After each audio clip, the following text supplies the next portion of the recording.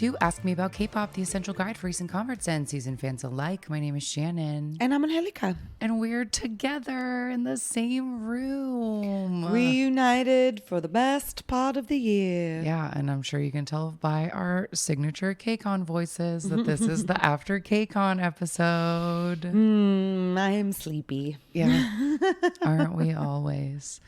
But yeah, this year we wrapped KCON 2024 yesterday, and this was our 8th time attending KCON, 7th in person, and I count the 2020 one where we were virtual panelists as going to KCON just because. Sure. But still. And before we showed up this year, I do feel like we were really unsure of what to expect out of KCON this year, because there were a lot of things all of a sudden like listed in the ticket prices. Like there was the M Countdown stage, which we know that's the crypto concert. But then there was something called like a KCON stage. And yes, there was like, which they had in the past, but I think the way that they were promoting it this year with like there's a meet and greet stage and there's a dance all day and there's a this and there's a that. So we were just we had a lot of questions about just like what each one of these things were going to be, because in the past they've had, you know, like last year they had, you know, Rise had like a whole little debut showcase, and like we got to sit in the press booth and like watch XG perform on this little stage, and then we got to see them perform on the larger like crypto arena stage that evening. So then this year, but then we've also seen things where like on that same stage where XG and Rise performed, Stacey came out and just did a little talk, like without actually performing anything. So it was a big question as to what specifically the details of each one of these appearances were going to be. And then I also felt like, and maybe this is wrong and I just didn't look into it very much, but I felt like we had no information about the panels and like workshops and stuff that were happening this year until we actually walked in, and even then we kind of had to look for it, and it actually wasn't that easy to find right away. So yeah, things were just being run a little bit differently this year, so as always we were curious what we were going to walk into. And we were talking a little bit like before we showed up there about how, like what I had noticed in the promo for this year that they had put like that the tagline was suddenly that it was like KCON, an artist fan engagement experience, or there was like something about like that this was a place to like see artists. And I was just really curious about that, because I feel like as an older fan that has watched everything change so much, but also so weirdly gradually over all of this time, that there's like a real focus in fandoms these days where people just really want idol interactions. Like people are going to concerts and paying for the high touches, and they do send-offs now where you can pay to like line the sidewalk as they go back to the tour bus. Like there's all these different packages now where of course you pay extra, but you might get to like high five or make eye contact with an idol, and then people seem like really, really into that. And I personally, that has not been something that's ever like really appealed to me. Like I fear the idols that I love the most. I don't like want them to see, I don't want to be perceived by them. And so I was like very interested in like, okay, so what's this year going to be like? Because last year there were several incidents of like kind of scary stampede moments when like ATEEZ was walking to the McDonald's booth and they had to like try to corral everyone, and everyone was running to just get a glimpse of them. So I didn't know how much this year would be like that. And we'll get into all of that in just a moment. I realized I didn't like set any of this up. It's fine. Most people know what they're coming for. But I think this year, because we did only attend one nightly concert, we are going to just go back to regular form and take you day by day through our weekend at KCON. And there will be a special bonus episode out later, which we'll tell you about when we get there in the timeline of our weekend. But yeah, we're just going to tell you about what we did at KCON this year. Yeah, starting from the top. So a few years ago, they added added, like, it's been 3 days for a while now as far as the concert goes. Convention's always been Friday, Saturday, Sunday. Now there are also 3 nights of concerts. So yeah, when we went in on Friday, I think we showed up maybe around like noon. Yeah. And it was in the other side Yes, of the we convention talk about this center. every year. Yeah. It like flip-flops from what side it's on. They always switch around. But yeah, so this year they organized it a little bit differently, and that they had on the convention floor a KCON stage, a meet and greet stage, a like CJ entertainment stage. Yes. And then there was Dance All Day, which was actually outside. So like last year they added this outdoor section that had a stage where like I remember at least a few artists did last year show Kiss up. FM was like DJing all day. Yeah, and outside. then like ATs would come by and talk on the And radio there was for like a a minute or Ferris whatever. wheel, Yeah. and that's where they had the little drinking tent. But then this year, the outside section was just a couple of food trucks, which looked like way fewer than they usually have. It wasn't was like only the food like street that we had it was back in just the like day. 5 food trucks in front of the convention center, and then in the little like, I guess you could call it a lawn area of Yeah, the it's like a convention center. square. Yeah, that's where they had like shady seats to eat, and then so what they called the cool zone, which was literally just shade and chairs. Yes. And then they did not have a drinking tent this year, which Nope. was disappointing. And the Dance All Day stage, where they had like the random play dances, and then also like this is where they had a telepathy dance battle with new boy group A Diamond, or a random play dance with Team BUK, or emoji dance quiz with POW. These are all outside in the sun. Yes.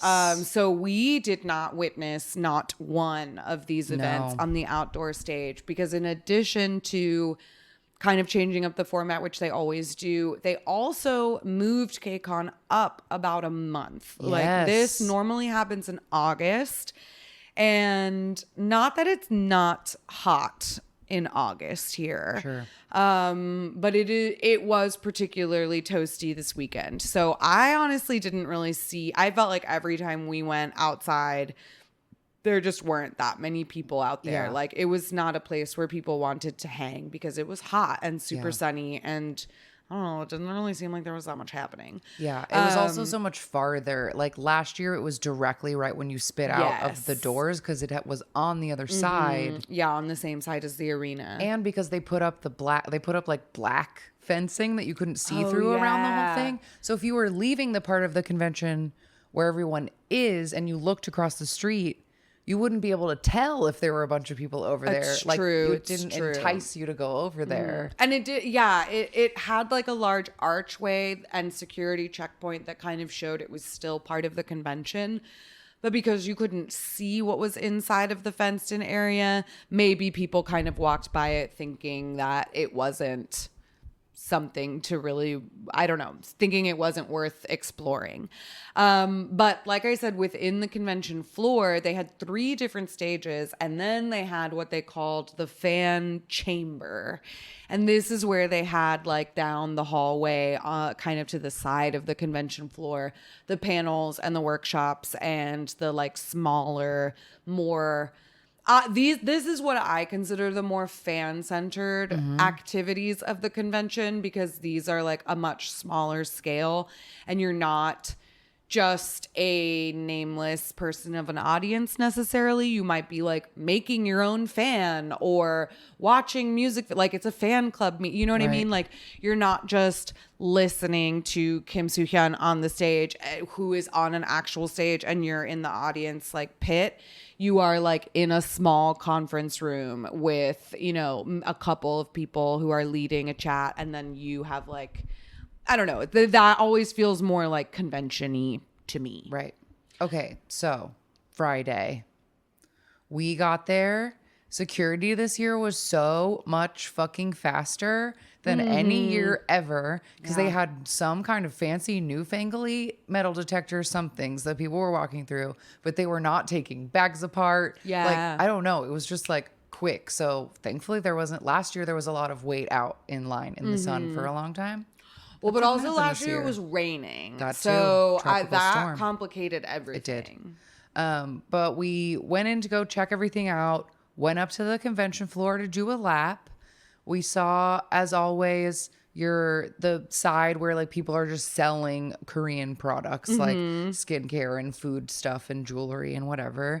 And then there was this little like U in the back. And the first thing that caught our eye was there was a booth where they were doing tattoos. Yeah. Like literal real tattoos. Just a straight up tattoo shop in one of the corners. And I did look at, they were doing like flash designs. Too expensive. $100 is too much for a flash design, y'all. I'm not paying that much. Those are some LA prices for you right there. But we did go just to be like, what the fuck is this? And then they also had a cool, right in the center of the convention floor, a little K-pop museum. Okay, yes. I wanted to talk about this part because this part was good. They had this nice little area set up with like arrows around the corner, and the walls of it were these different windows, which you could see from the inside of the quote unquote museum, and if you were walking around the outside edge. And each window had a little diorama shadow box. Yeah. For all the artists that were there, like usually a piece of their clothing, like maybe some of their albums or a picture, or like if some of the groups had like one of the groups has like a baby Yoda that wears a hoodie that's like their little mascot. It was in the box. Yeah. Some of them had like mamas that the group had. Oh my God, won, Kepler's or, mamas were in their box. Or like a timeline of releases, which was pretty cool. And there were QR codes. Like each one had the group's name, when they debuted, all the members' names, like the fast facts that we love to contextualize with. And then a QR code that would take you to their YouTube page, a QR code for their Spotify page. Like I really did feel like they were trying to introduce, like give everyone a chance to like, to know who's who was there. Yeah, absolutely. And that was really neat. And like that was just very cool. I didn't really expect that, but I will say like, and I guess we'll talk about it more when we talk about Sunday's concert specifically. But yeah, I liked the efforts that it seemed like KCON was making to like make everything really accessible as far as information goes, because you and I have gone there so many times now, and we said this last year, we'll say this again, like I do not know the majority of the groups that now play at KCON. Like it's a lot of rookie groups, and it has kind of become a place where like companies send their project groups, their zero-based ones, their like brand new diamonds, their boy next door, like to get a better footing. But like last year when we had like Zero Base One or JO1 or whatever, like it was just all these groups, and I felt like everybody knew who they were except for me. And then this time it was like, oh, I can go in there and like learn a little bit and see, oh, here are all of the people, and I can learn where they're from and how long they've been around and how many releases they have. And that was kind of cool. Yeah, and they had combined the museum with, like, the last 2 years, these smaller group, like Zero Base One doesn't count. They're not a small group. But like last year there was like a whole row of like this one Japanese company, and then there was like the virtual girl and the virtual boys. And Crashy, and they had like a booths along the back wall where they were mostly just like selling merch and like talking to people about the groups, but they had put those groups' booths within this museum walk around. And it was funny because most of the groups had just like booths, like black curtain sign booths, but one of the like solo girls one that like, or no, was it the Japanese girl group? Their booth was like Oh, so yeah. fancy. It started with an I, but they weren't even there that year. It was Okay. just like a brand new girl group that started with an I. And I think they were featured in one of the videos later that showed that they were a competition group. But yeah, they had like a super like fancy setup thing that you could like walk through and like do a photo moment or something like that. What else was on the convention floor? Yeah, there was also one of the big sponsors this year was Shein. Yeah, I was gonna say that which too. I was surprised to see, but we didn't wait in line for it. I usually don't wait in line for booth things. Never do. I've said this so many times. It's so funny doing this episode for the billionth time. I just feel like I'm saying the same things over and over again. We don't like to wait in lines, but I did think what they were doing at the Shein booth was very cool. Yeah. They had this like really like in-depth wall of like different little photo card holders and keychains and beads and stickers and like all the stuff that you would like decorate one of those cute photo card things with, and you could go through and like make one, but people were in line forever. Yeah, it was a very long line. Yeah, and it was interesting that Shein was such a big sponsor, because like you're at the meet and greet stage and it just says like Shein, or like we gotta watch a video of like Stacy selling Shein. I don't know. It was just weird. Yeah. But anyway. So we like walked around, saw stuff. We did stand in one very short line and win some free ramen noodles. I'm never mad about that. Yes, we did. We also, one of the makeup booths had a really fun, like a nice little photo booth. Yep, we took some with photos. Not a long line, so we did that. Yeah, they had a whole section of what were those? Gachapons, yeah. those Japanese vending machine things with the random toys, and they had lots of like anime ones, but they also had there were Enhypen, TXT, and P1 Harmony toys in there too. So I was just thinking, like, man, if they had one of these for a group that I like, I cared about, I definitely would have done something. Yeah, for sure. Putting those coins in. But then the big thing was we were standing around like looking. There was a Samsung booth this year that literally just looked like an Apple store, but like a Samsung, like store in the middle. But they kept having famous people stop by it, and the crowds would get so big around there, and you couldn't like. Yeah, you wouldn't be able to see or know what was happening at the booth. But at some point we were standing near there, and like a person came up to us. Maybe our press badges made us seem like we had authority, but she was like, "Do you know where the KCON stage is?" And we were like, "I haven't seen it yet," and looked at the map, and it appeared that it should be to our left, but to our left was just like a very big wall. Yeah. So we decided to go exploring. And on the other side of that wall was, I think, probably the greatest addition to KCON in many, many years. This was the KCON stage, where they had taken a whole another section, like convention hall section, like huge thing, put a big stage in there and all the stage lights, and turn off all of the overhead fluorescent lights so that there's actually a vibe in there. And we went around the corner and saw Alexa was on stage. Yeah. And I was like, oh fuck, there's like a concert happening back here. Yeah, and it was pretty wild because even though I like noticed it more once I knew it was there, but when we first walked around that wall, and because like when you look at the whole convention floor, it was just like booths, museum in the middle, and then the big meet and greet stage was like to the side, and then there was some like smaller little stage. When like we got there, behind Kepler the was on that museum. one doing a talk about importance of women's girls' education or something like that. And then, but then once you went on the other side of the wall, it was a pretty decent sized stage with two different sections, like two barricade sections that you could get through to, or really three sections. I should say. There's one two was like ones that were up close. There was I don't know how people got it. Somebody's like half explained it to us yesterday, and I didn't ask follow-up questions, but it seems like at both the meet and greet and the KCON stage that there was a very front barricade section where you could buy like a ticket line at the Samsung booth, or at that Samsung ticket there was like a Samsung ticket, like Samsung Premier ticket that got you like the frontest front. And then there was like a second front row because like the stage was like had like a runway. So the second barricade was around the runway part. And you could get into that if you had a certain level of badge or were us with a press badge. And then back that was just like general, anyone could stand back here. Yeah. But what I was going to say that I was surprised by was that like it was just a little wall. Like I don't honestly looked like one of those walls you can, walls, a temporary wall. Really pretty soundproof. Like honestly, hear that there was you could like kind of from the hallway, but like from the convention floor, really couldn't tell. And like as soon as we went in there and we like saw Alexa in the middle of one of her songs, we were like, whoa, this is like full concert volume, full concert lights, full concert like screens to show the close-ups. Yeah.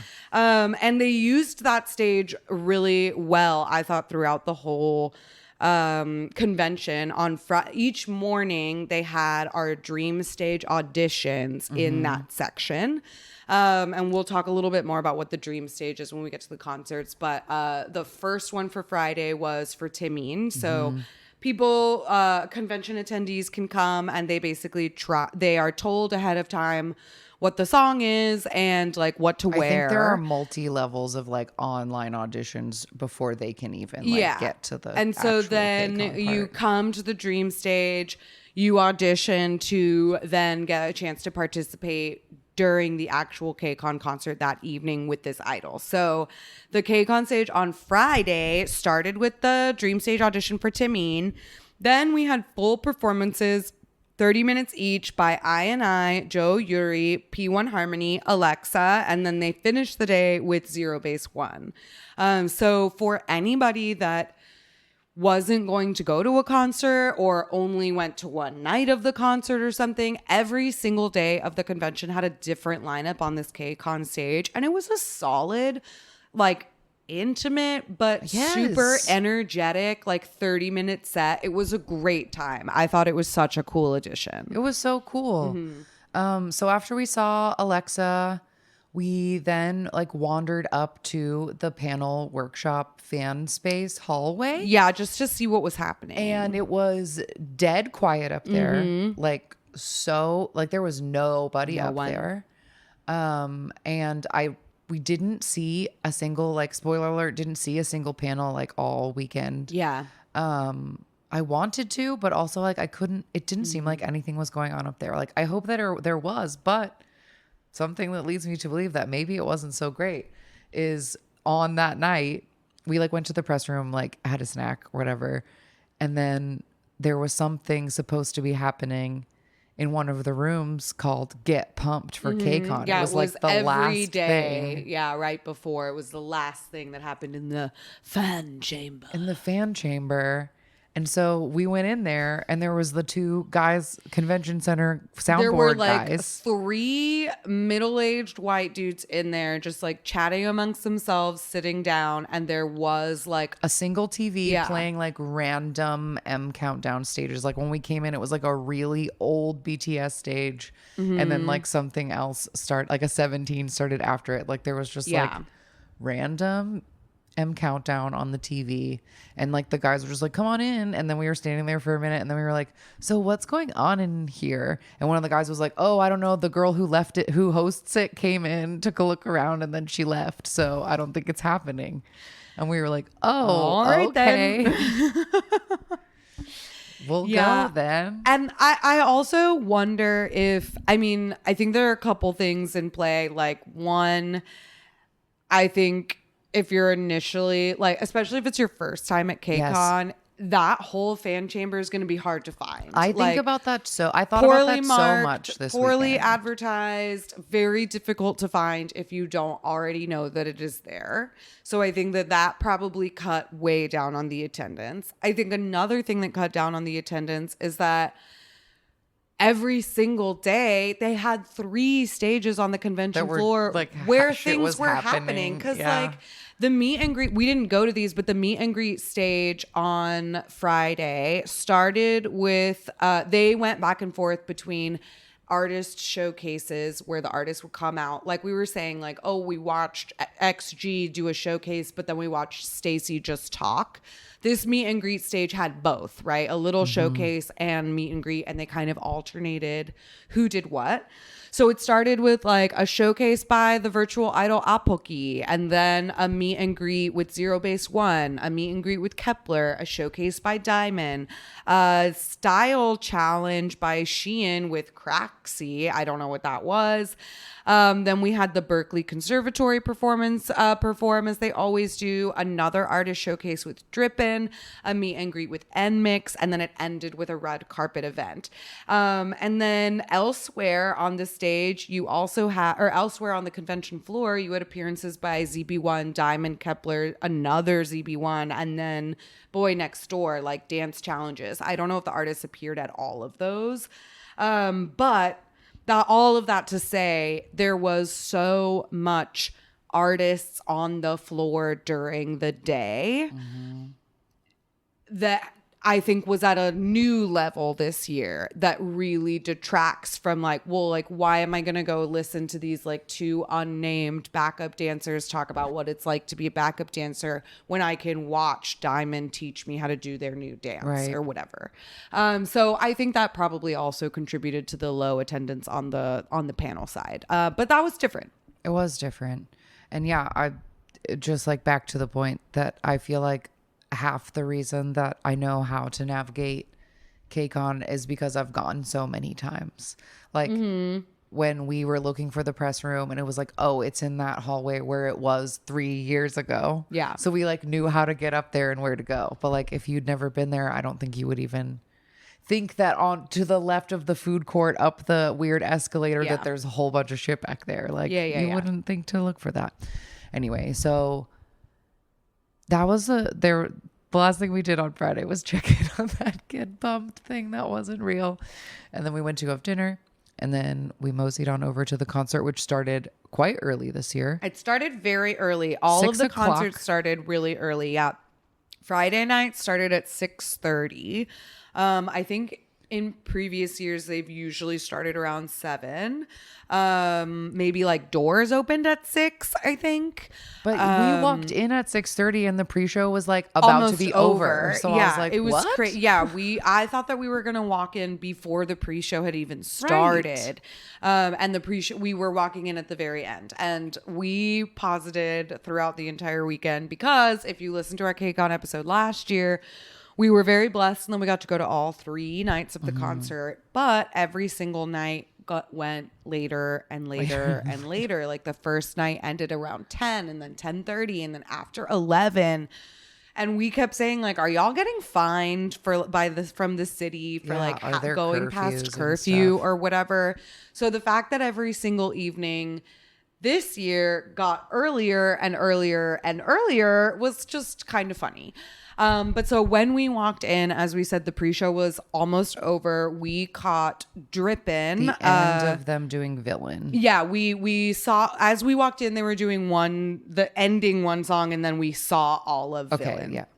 And then Alex Reed, our forever MC, came out with straight blonde hair to the point where we were like, who the F is that? And she was wearing a sweater that said, don't grow up, it's a trap. And she, did her whole spiel, all of the sponsors, etc. And we got to see Alexa again, who came out singing a song called Distraction. I believe during her KCON stage, she introduced it as like one of her newer songs. Yeah, I think it's like it might not even be out yet, or it's a pre-release because we saw it twice that day. She brought out a like cool girl bassist and a cool girl guitarist who were like dressed real cool, and it was like just the two of them and her, like that was the band. And I think it was like totally in English, and she said it was like going to be her new like English only release. And like that just reminds me of something that was kind of funny that she said at the KCON stage performance. She was like, how many people here like know me from my like American TV show like English debut stuff?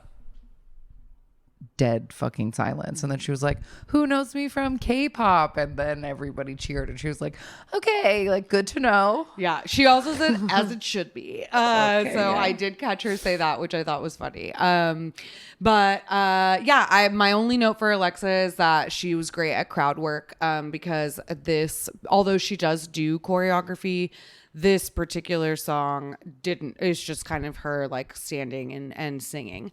And then I noticed, also just scrolling through my notes, I noticed that the venue seemed a little emptier than it usually did. The very top like as we've said many times, the crypto arena is in the round. This year, the stage in the middle had like lights to make a big K, but you could only see it from certain. So like the angle we were sitting at, we were like, what is the shape of the stage? We couldn't tell. But the very nosebleed section was curtained off. Yeah. So there was an open. entire top section that was not even open. And then like our section was almost completely empty. There was like 2 people sitting in our row and a couple people behind us and very few people in front of us. And I just felt like I could see like spots in the crowd where it was, and this was the very beginning. I didn't really pay attention as the night went on. My first question was like, is it because the concert starts an hour earlier? Are people just late, like late or whatever?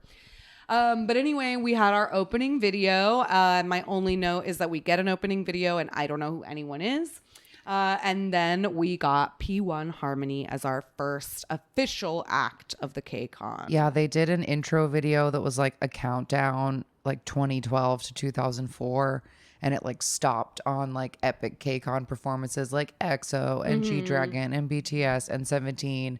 And then it was like 2024 P1 Harmony. Yeah.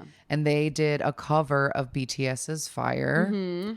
And my note is that everyone started doing the Arsenio whoop at the end, which is like now a very big thing that people do at K-pop concerts. I don't know why. I don't either, but I will say, spoiler for the later on in the episode, I started it at the GOD concert and it was fun. I get it. It was a really good time.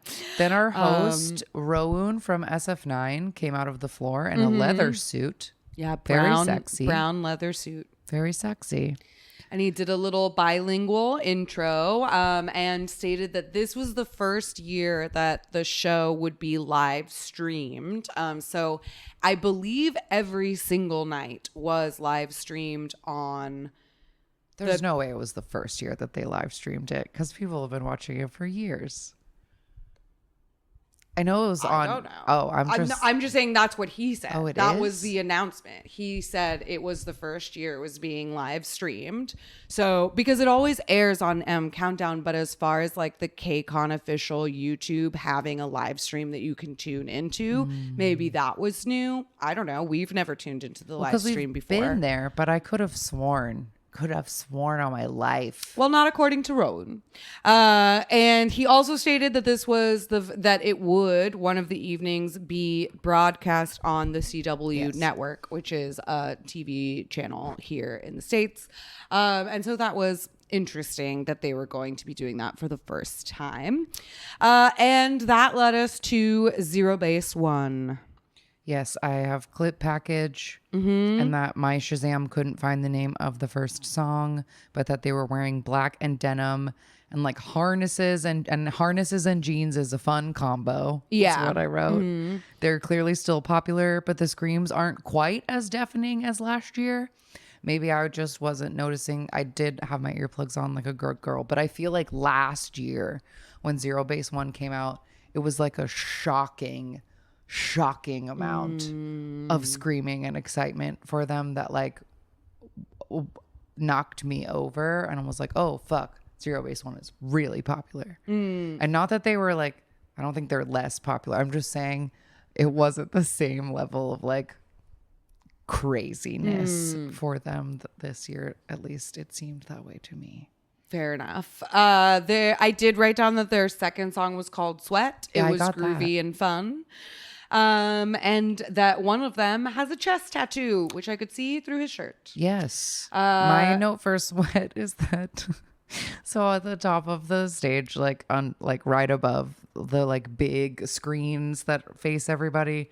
There was this little like ring of square screens that were like turned like square, diamond, square, diamond, square, diamond, like around to put like graphics on. And when they were doing Sweat, it was just like water and stuff. And I was like, ew. I don't want to think about a level of sweat that like makes like swimming pool amounts of water, like whatever sweat. It was gross to me. Anyway, then two P1 Harmonies came out. Yeah, I had Kehoe and another P1 Harmony because Kehoe's the only one that I know. They came out as MCs and they did this bit, which later on in the weekend we learned was like a prepared thing.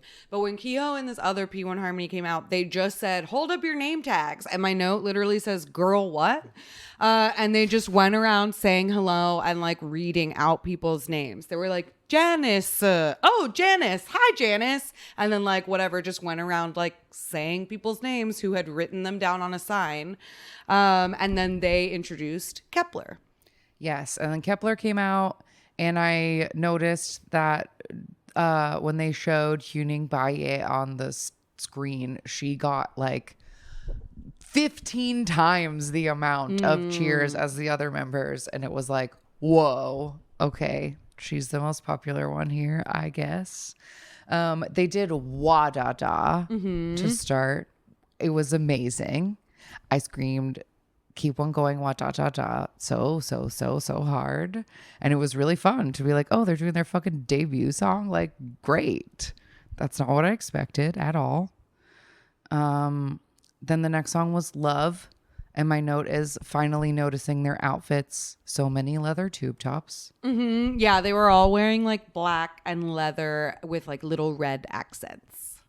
And then their last song that they did was Back to the City. And my note is, I'm literally losing it. Oh my God, they did this last year. I never expected this. Oh my God. Oh my God. Because this is my favorite Kepler song ever. Mm-hmm. And again, they did it last year. Yeah. So like, I did not expect them to do, again, a random B-side that they'd already done. And they did nothing off their new album. Well, that's what I was going to say is like, especially because they have released new music since then. So they didn't do Shooting Star or anything else new, which was just, we thought that was strange. Like kind of as we were walking away from the concert later in the evening, we were like, I wonder how they chose their set list. And also if it like matters to anybody or whatever, like this was the first time I had ever seen Kepler as 7, because when they did release Shooting Star, they still had all 9. So this was like the first thing that I'd seen of the like new lineup.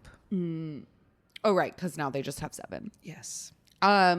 So then we had a commercial for this brand new ramen sponsor that was all over KCON. P1 Harmony did the commercial, and it like started as a dance practice video and then ended with them like asking for menu suggestions from the fans and then like deciding on this ramen.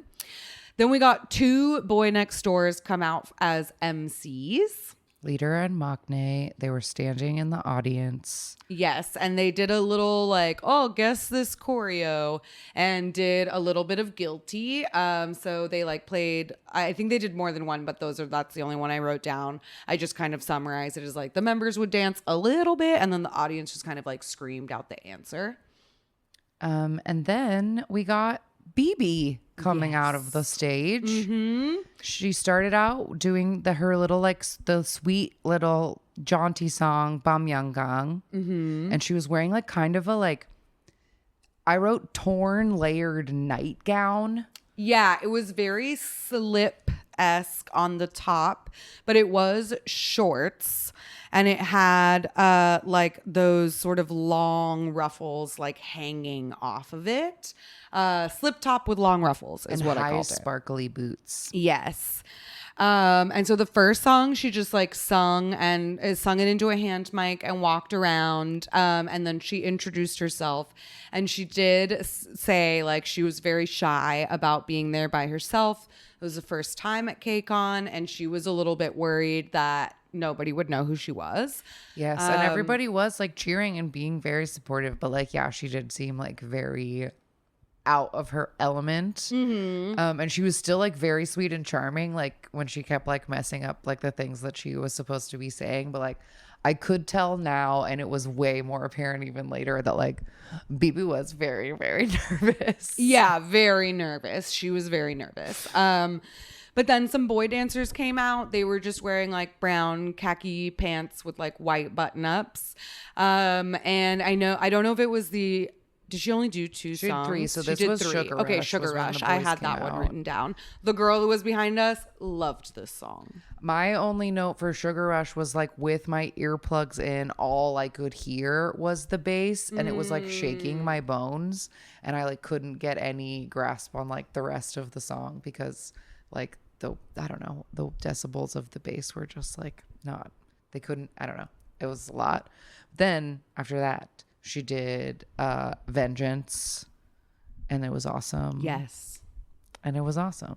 Yeah. And everybody was chanting it, and she did the part where she like pulls the man by his hair and kicks him down, and it was fun. It was a good time. My final note just says, "Girl, you are the coolest." She was so cool. And then we had I, and they ran out immediately after BB. I wrote that down in my notes because I thought it was kind of interesting. We had like no transition in between. And they were wearing like very white princely outfits, except for one who had full black leather pants, and a couple of them had like knee-high black boots. And like a lot of like lace and little capes and things like that.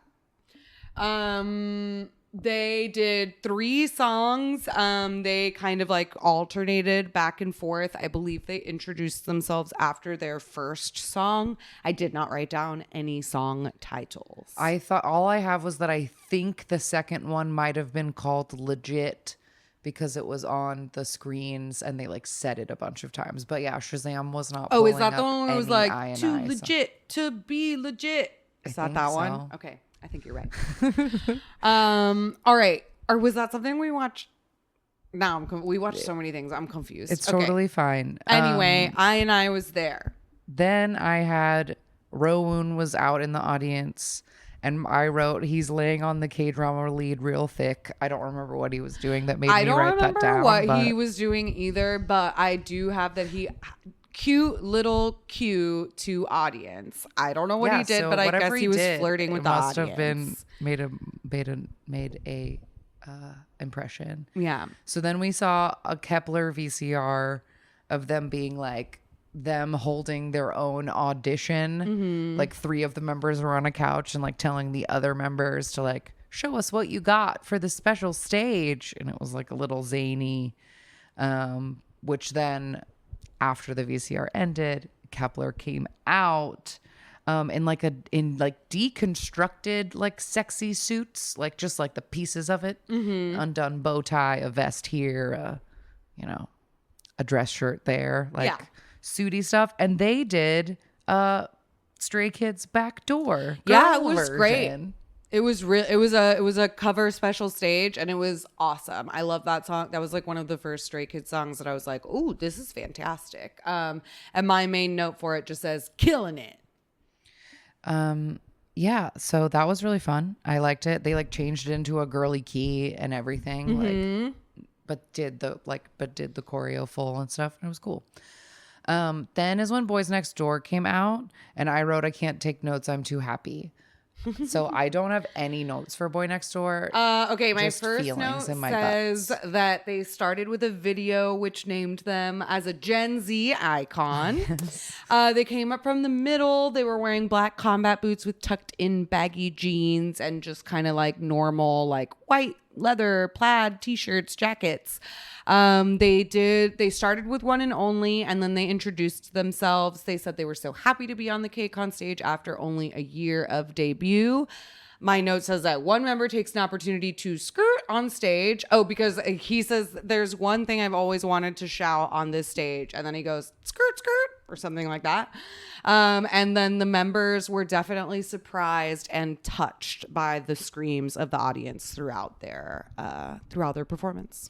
I was as well. I was just so happy because yes, they did One and Only, and then they did Earth, Wind and Fire, and then I think they ended with But Sometimes. But again, I didn't take notes. That's just what I'm remembering because I was too in the moment to write anything down.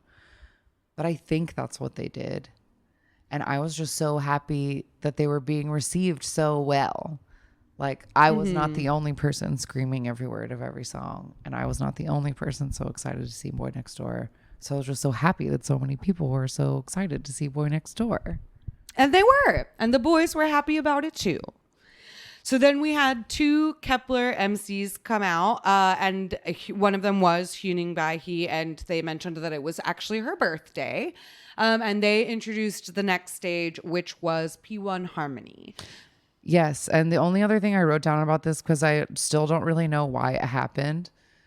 Maybe I wasn't reading the subtitles carefully enough and got lost in the moment. But when they were talking, they were at some point talking about like, blah, new song, such great times with our fans. It's your birthday, blah, blah, blah. And then for a second, they played that Kim Jong-kook song like, like they just played a clip of that for like 1 second, like out loud, like not a video. They just suddenly played a clip for like 1 second, and I still don't know why it happened. Yeah, I don't know. I don't even remember that happening. But we had some P1 harmonies, like some of the members came like down from the aisles, and then the rest of them like popped up from the middle. My notes are that they were wearing like, it was all very like black leather and shiny silver. We had like studded cummerbunds and silver chains and full leather gloves. They did 3 songs. I don't know the titles of any of them. They did take the time after their first track to introduce themselves, and they talked a little bit about how they have been on tour and that has been a really fun time, and they love the energy that they get from the crowd here in LA. And my note that at this point in the show says, is this show for real gonna end at 9? Because it was pretty early at that point. Yes. So yeah, they did Killing It, which y'all made me watch on Patreon. So I recognized that one. And then the next song was called Back Down. And that's when I wrote, it's 8:20. They haven't even been playing games or making us watch commercials. Is this about to be over by 9? That's what I wrote too. Then my next note is Boy Next Door is back.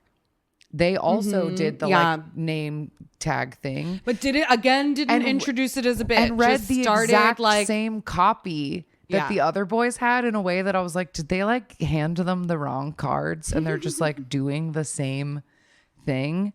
And then we noticed that some people in front of us had Shabbats, which are like old shiny light sticks that are just basically like a bat, like a huge They look glowing... like a fluorescent light bulb, like how they're just like a long tube or like a lightsaber. They're like ready to like fight with those things.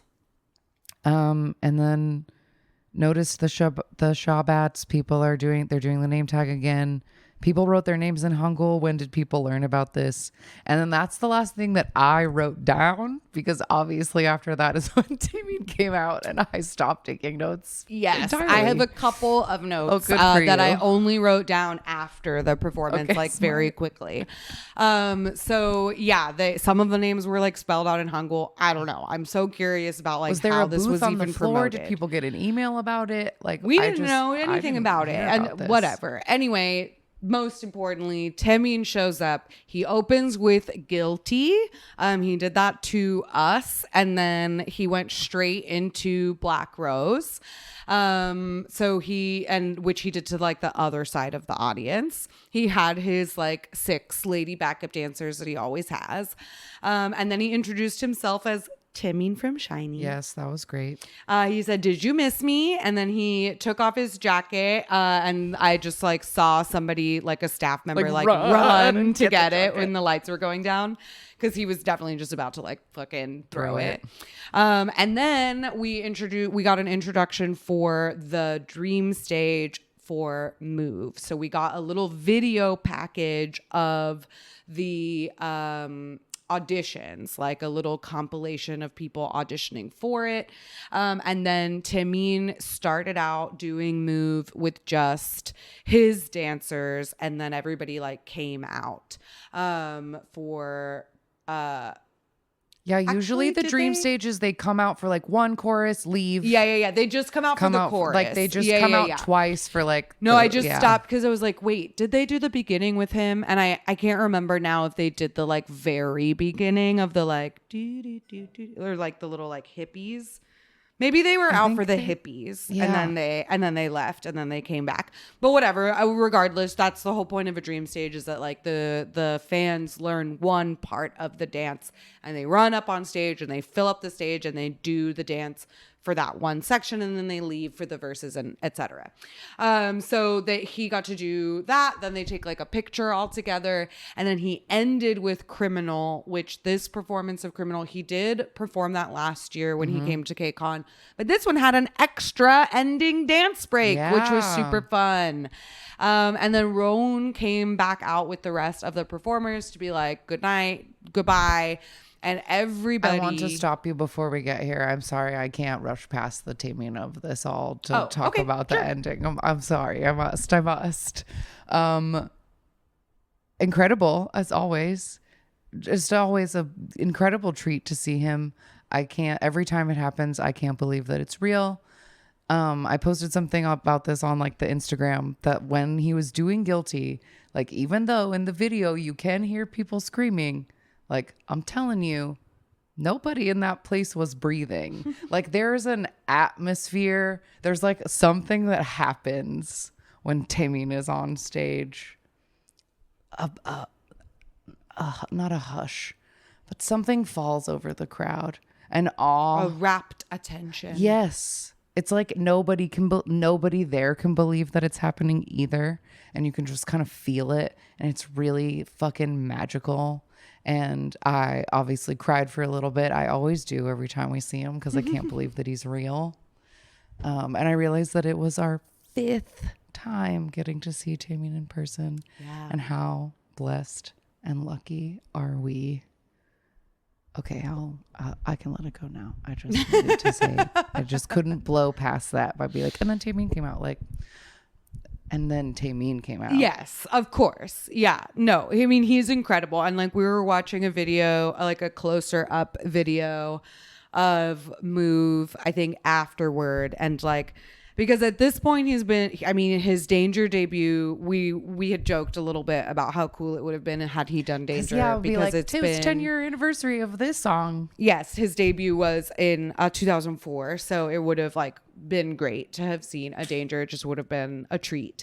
But even in like Move came out before he went to the military, and then watching him do Move now, he doesn't do it the same way as he used to. Like that choreography has just like become a like I don't know, he like knows it so well that he like does it, he can like have fun with it in a way that like I don't know, I just feel like when that song first came out, like he did it the same way every time, and now every time I see him do it, it's a little bit like he's adding a little bit more of his own to it every time in a way that I just feel like is so fun to watch.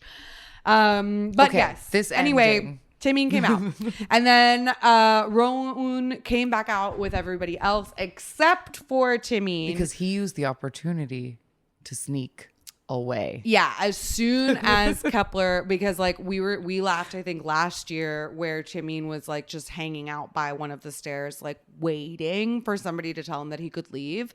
And this time he just said bye and like immediately walked off the stage. And we were just kind of lamenting the fact that like he didn't take BB with him. Yes, because poor BB, like I legitimately, like, I hope that she's okay. Like, we were having little giggles, but like, there's a very good chance she was like having a full blown panic attack. But like, BB was not having a good time on the stage at the end because everybody else was doing their practiced idol waves. They had their little GoPros on their sticks and they were waving at everybody and they were taking gifts from fans and waving and smiling and having so fun. And BB had her like elbows tucked to her sides. One little hand was up in like a frozen wave and she was just kind of like pacing in one spot And like she didn't want to be up there, and it was like very upsetting. Yeah, it was obvious doesn't she wanna do really this. wanted to leave. And finally they did let her leave a little bit earlier than everybody else. But yeah, that was a little, we were just like dying a little bit inside watching her die on the outside. Yeah. But so that was Friday. That was our Friday. day one. And then two. day two, let's see what was going on the KCON. Okay, so I'm just gonna here's kind of a rundown of what was on the list for this day. So KCON stage, we started with our dream stage audition for In Hypen today. Then we had, now the KCON stage, remember, is the like cool little separate like mini concert where we get 30-minute sets from all these artists. That lineup was NMIXX, Hyolyn, Lauren, Boy Next Door, and then it ended with BB and Tiger JK. Then on the meet and greet stage that day, we had again Apoki, P1 Harmony, John Somi, Craxy. Then we had a relay dance battle hosted by Shein. We had an appearance by Pow, Park Min Young, and Boy Next Door. And then on this other like mini CJ entertainment stage, we had a KCON roulette game with Craxy, tous les jours. I don't know what that means. That's a pastry shop, I'm pretty sure. Or it's either like a Paris baguette or it's a makeup place. I want to say that it's a makeup place. I can't remember. It's a brand though. Oh, okay. That's a So some sponsored- sort of brand with P1 Harmony, another roulette game with Drippin', Drop the Dance with Me, and then It's You Dance with P1 Harmony. So that's just a couple, like a list of sort of the major idol events that were happening at the convention stages. And then in the fan chamber, like they had a whole bunch of other I will say they did do like KCON Game Changer with Craxy. Like I wonder if Craxy actually went to that or if it was like Craxy related games. I don't know. We didn't see any of that. because the only thing I cared about for today was seeing Hyolyn. Yes. So we rolled up to the convention center, got a little breakfast pastry and a coffee, and then sat outside the like opening of the KCON stage and like listened to NMIXX while we ate our breakfast. We could like see them. Yeah. when Oh they yeah. came We to a could see them certain through part like of the you could stage. see them through the window a little bit. And then when we went in for Hyolyn, we so graciously, incredibly discovered that our press badges allowed us into that second tier of barricade. Yeah. And there were so few people in there that like we just snuggled up right on the corner, just one person in front of us. Yeah. A short lady. A short lady who was, shout out to that lady. I saw her a couple times throughout the convention. She was like I don't know, she had to have at least been in her 50s.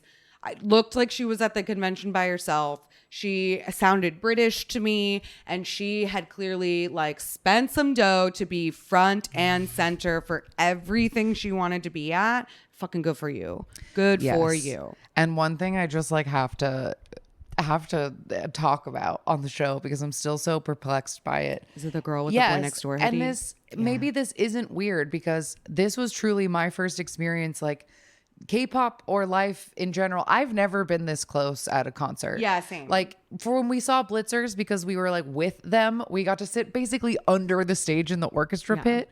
But like that doesn't count. Like this was the first time that I've ever dealt with like barricade politics or like whatever. There's a whole lot of, it seems like people like, oh, are you staying for this show? Are you staying for that show? Like you can have my spot. Like I promised my spot to somebody else. Like she's a bigger fan than you. Like there was like a lot of politics happening, I noticed at the barricade.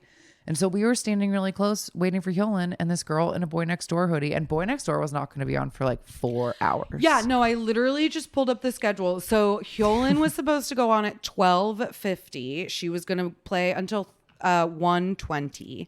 Then at 1:50 to 2:10, so shorter, like 20-minute stage, we had Lauren. And then at 2:20, Boy Next Door was going to come on. So keep in mind, it is like 12:30 when we are standing there waiting for Hyolyn. Yeah, so this girl in a Boy Next Door hoodie like taps us on the shoulder and is like, "Are you here for Boy Next Door?"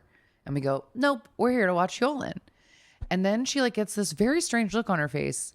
Like we had answered her in like not English. And then she was like, "Are you here for Boy Next Door?" And we were like, "No, we're here for Hyolyn, who's about to perform in 5 minutes." And then she got an even crazier look on her face and then just kind of like walked away from us to her friend who was standing at a different part of the barricade. And we were like, what was that? Yeah, that was really odd. I actually was thinking about that interaction this morning, like, because I just find it so strange. And the like pause in between her asking us again, like we had told her the wrong answer and she was giving us a chance to fix it. And I just, we laughed about it afterward because we were like, what did she want from us? Like were we supposed to say, "No, we're not here for Boy Next Door, and therefore you may stand where we are standing"? Yeah, like, but I looked at it because when she asked us again, I feel like I answered her sort of rudely the second time. And I was like, "No, we're here for Hyolyn because she's next." Like, what the fuck are you talking about? And then she just like did not compute and like walked away to a spot, because my assumption at first was like, oh, she's gonna ask to stand in front of us. Yeah, like, because I want to be here more. But she had a friend who was actually at the bear. Like, we were a couple people behind the barricade. She had a spot right on it. I don't know either. It perplexed me, but I quickly put it out of my mind because Hyolyn started. Yes. Hyolyn was there. She had 4 female backup dancers, all different races, all like slightly different body types, all wearing little black panties with like mesh black crop tops and different like bikini tops underneath. She was wearing like a white t-shirt and like little camo mini skirt and some big old tall high heels. And she started with a cover of This Is How We Burlesque, or Show Me How You Burlesque, which is a Christina Aguilera song from the movie Burlesque. And I'm not gonna lie to y'all, I didn't take one goddamn note during her set. I know that she played at least like 5 songs, because I know that we got Burlesque, we got Dolly, we got CC, we got a brand new song, which was called Wait. Yep. And I want to say that she performed one other, but she also, she ended with Layin' Low. So I think those are like the full songs that she performed. But then halfway through her set, she did a little roulette wheel where it was like a fun dance challenge. And like, the first time it stopped on Touch My Body 1000% version. So she had to do like the choreo super big. And then she got like Waka Boom roller coaster speed version, which she did not know how to do. And that was very, she just like cute, every time it was super fast, she just like stood there being like, oh my God, I can't even like hear what it is. And then for one of the performances, like I said, I didn't write anything down because I was just like screaming my head off.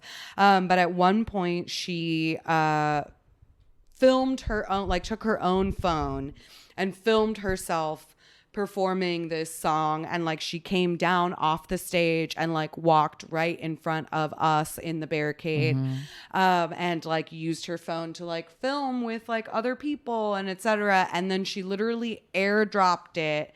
She was just like, anybody else, though, the Samsung version. Anybody else who has a Samsung phone, like turn on your sharing. I'm gonna share this with a random fan. And it took a little while for her to like connect and it to actually send because of the service, but somebody did get it, and I thought that was very cool. It was very cool.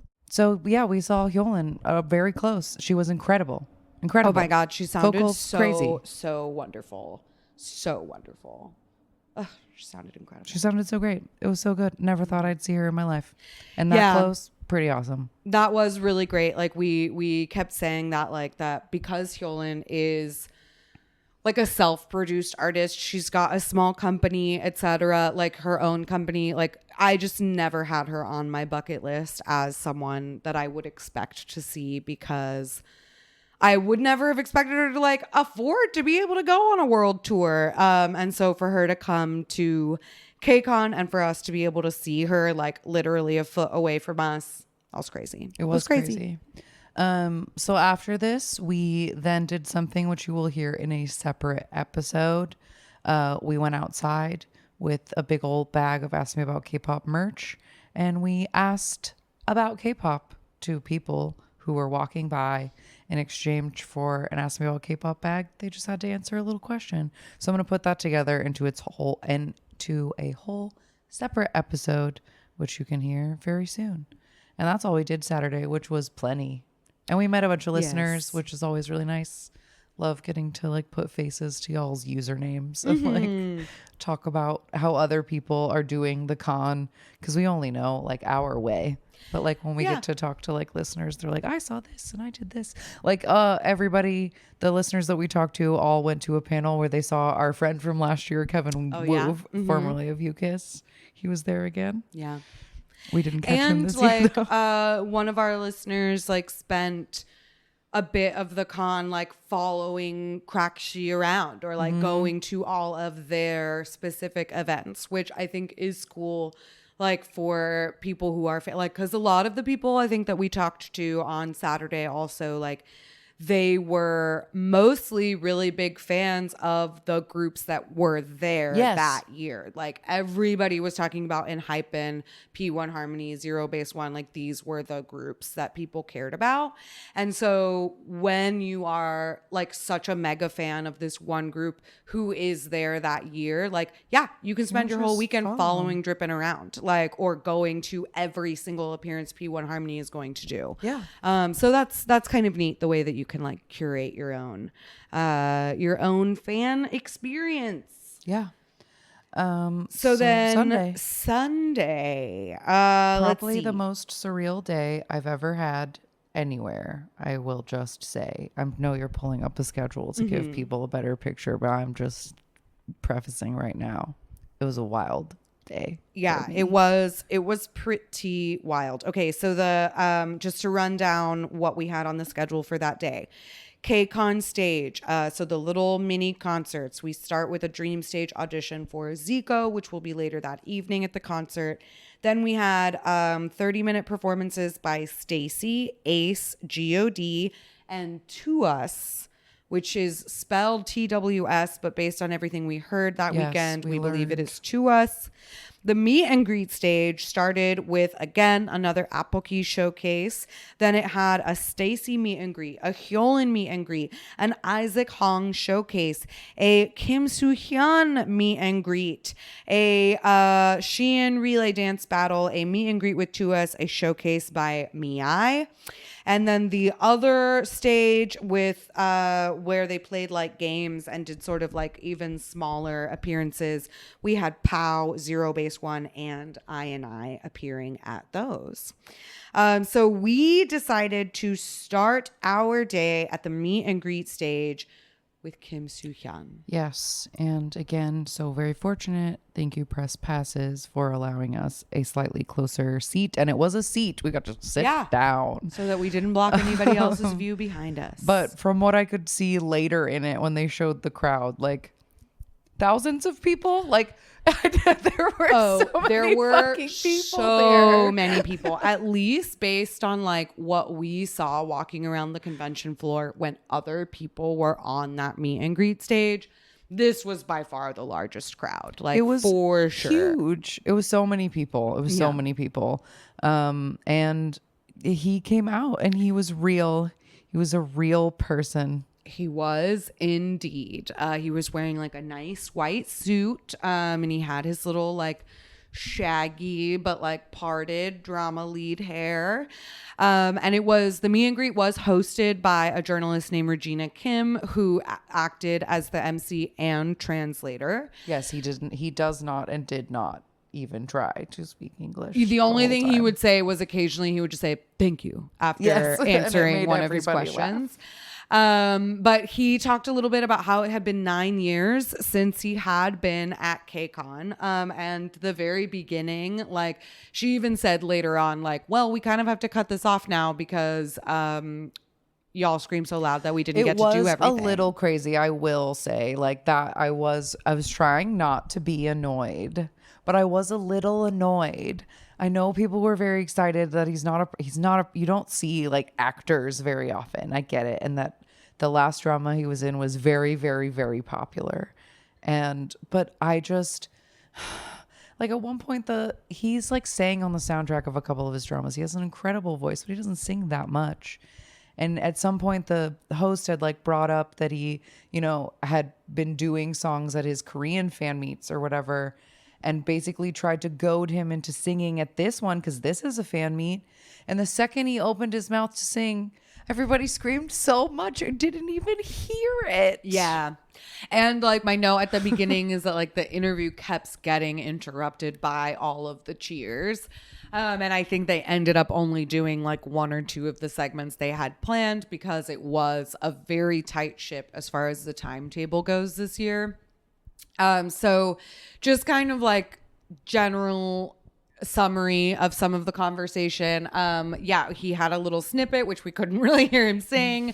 He talked about how it's been 17 years since he debuted as an actor and like kind of asked like, maybe I'm more mature a little bit. I'm a little more manlier. Like I'm buttoning my shirt today. And one of the journalists in the pit that we were sitting in says very confidently, yes. And I thought that was very funny. Then we talked a little bit about Queen of Tears, which was his most recent drama. The journalist made a joke about how it should have been called King of Tears because he cried 40 times throughout the entire episode, an average of 2.5 times per episode, to which Kim Soo-hyun said that his tear ducts dried out and that now he has dry eye syndrome because of how much he had to cry.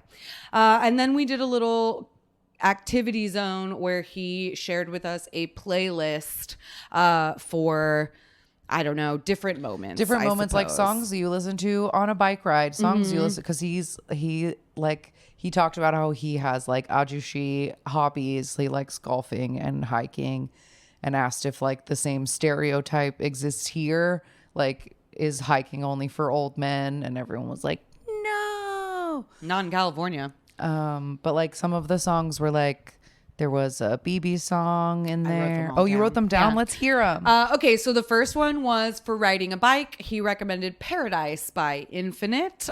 He said that it was a really popular song in Korea, high quality singing and choreography.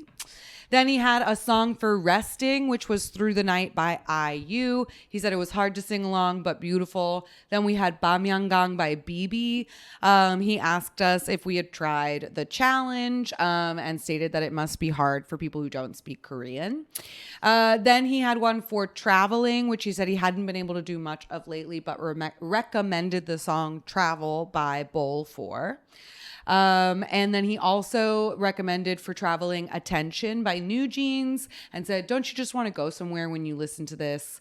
And then at the very end, we had a photo zone where he did the like standard meet and greet photo of like putting his back to the stage and taking a picture with the whole crowd. And this is the point where the interviewer was like, we were supposed to do more, but y'all screamed so much that we're out of time. So here, take a picture. Yeah. Yeah, no, it was wild. It was crazy to see him. He's just as beautiful in person. Truly stunning, a stunning man. My universe twin. We entered this mortal plane at the same time, so we are connected, I think. And I love him, and it was really cool to see him, even though I was getting kind of annoyed at the people screaming, especially these people to my like left and back who were just screaming the name of his Queen of Tears co-star after every single word that he said. Why don't people have shame about their shipping anymore? I don't think you should yell the shit like that to people's faces, but that's just me. Anyway, it was crazy to see him. I still can't believe it. I still can't believe that he exists and that I saw him with my own eyes. That crowd was insane. It was truly, truly scary. I'm glad that we were in the pit and not in the mess. But we went straight from the meet and greet back to our precious new KCON stage for Ace. For freaking Ace. Yeah, and we got to see them like kind of like walk and like wait on the side. We got to go back to our little barricade section. And they did a full like drama opening with this like big old moon background and 6 backup dancers whom we had met the day before that's on true. Saturday. Beat Interactive, which is Ace's company, has a new rookie project group. The project is called High and Low, and the new group is called New Beat. Or is it? When I went, because these 6 boys were out in front of the convention center, like busking and handing out little like, oh, this donut shop is doing like a thing with us. And like, here's like a photo card and a bracelet activity or whatever, like introducing themselves to people. So I went to one of them and I was like, hey, like, what's the name of your group? And he said, High and Low. And then 2 of his other members like appeared on either side of him. And one of them was like, no, it's New Beat. And I was like, and then he was like, oh, it's both. And I was like, you have 2 names for your group? And eventually, after some slight discussion amongst themselves, they told me that the project is called High and Low. The group is called New Beat, which in my opinion, I feel like that should be switched. Like the project is New Beat and the group's name is High and Low. We will find out. They haven't debuted yet. But they were the backup dancers. They were Ace's backup dancers, which I thought was a very economical move on the part of Beat Interactive. So anyway, they start out with Favorite Boys, aka Goblin. They were wearing like black and gray, kind of like robes. Cargo. Well, they had like cargo, like pockets and like layered stuff underneath these black, sparkly, kind of see-through like hanbok style robes. And then they take the hanbok off for their second number, which was Savage. Donghun had his guns out. That's my note. Then when they greeted, they all spoke English. Every single one of them said hello. They talked to us about how it had been a long time since they'd been there. They introduced each member. The lights kind of came up so that they could see everybody that was there in the crowd. And then they told us that they were going to do a little special stage. They had practiced very hard before coming and they were a little bit nervous. But this is when they just like stood and sang that cover, which I don't remember the artist. You looked it up. But the song was called Beautiful Things, I believe. The song was, yes, called Beautiful Things. And I believe the singer of it is called started with Benson Boone. Yeah. That sounds right. Is that right? I don't know why I can't see. Yeah, Benson Boone was the name of the original artist of this song, but it was just like a like very like ballad, and they fucking sang it. Yeah, and they sounded so beautiful, and we had such pretty 3-part harmonies with like some ad libs over. Oh, it was just gorgeous. Absolutely beautiful vocals. And then they did their newest song, which is called Supernatural. That's fully in English. I think we talked about it when it came out. It's super fun, has great choreography. The backup dancers came back out for it.